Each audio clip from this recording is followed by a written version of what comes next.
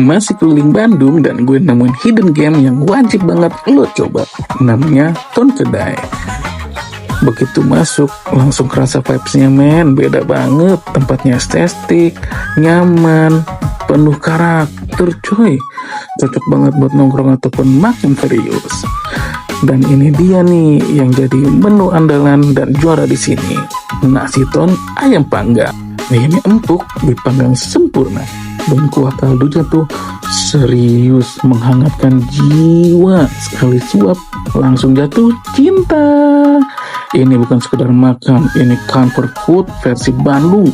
Rasanya tuh bikin tenang, bikin happy, dan pastinya bikin pengen balik lagi. Kalau lo lagi nyari tempat makan yang enak, unik, dan penuh rasa, Ton Kedai wajib banget ada di bucket list kulineran lo di Bandung. Follow gue buat nemuin hidden gem kuliner lainnya di Bandung.